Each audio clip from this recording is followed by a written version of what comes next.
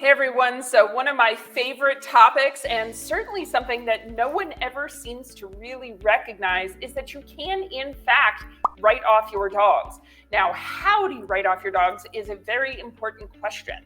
In order to write off your dogs for security purposes, okay, they need to meet three requirements. The dog at its shoulder must be taller than the height of your knee, so that's number one. Number two, the dog must be trained, but the IRS has that pretty vague. So trained can mean sit, stay, come. It can mean Schutzhund. It could mean any kind of training, but the dog must be trained. So number two is it must be trained. And number three is that it must be used for some sort of business purpose. So you'll notice that I'm talking about security. So if you are a real estate agent and you bring your dog with you to client appointments and your dog is providing security for you, heaven forbid anything were ever to happen.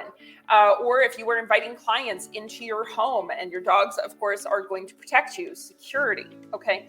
Now, there are other ways to write off your dog. Your dog could be medically trained, right? So it's a PTSD dog or a cancer sniffing dog or a glucose, blood sugar dog, right? There's lots of medically trained dogs, so you can write off your dog medically trained as well.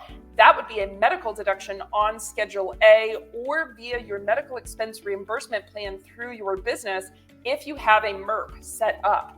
Now, one of the things that I always like to bring to people is, listen, these things are public knowledge. They are widely available, but if your CPA is not bringing them to you, these for us are baby basic strategies. And it's one of those things where if you've got dogs, and I have 4 of them, if you've got dogs and you have been paying for food, doggy toys, clothing, vet's appointments, nail trimming, grooming, all these things, if your dog qualifies under medical or security or one of the other variety of deductions that will allow you to write off your dog, these things should be business expenses or medical expenses or whatever category. So if your CPA is not bringing you these baby strategies, what other strategies are they missing that you are now leaving millions on the table, handing that cash over to the IRS?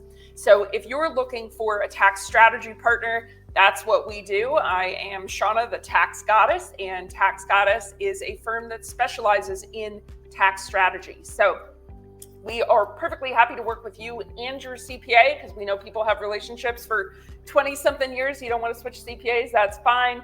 We are strategists. We come into work hand in hand with you and your CPA to make sure that you are not overpaying your taxes. All right, thanks so much. And if you have any questions, don't hesitate to reach out to the team and I, taxgoddess.com. You can find us pretty easy. Let's get your dog written off properly.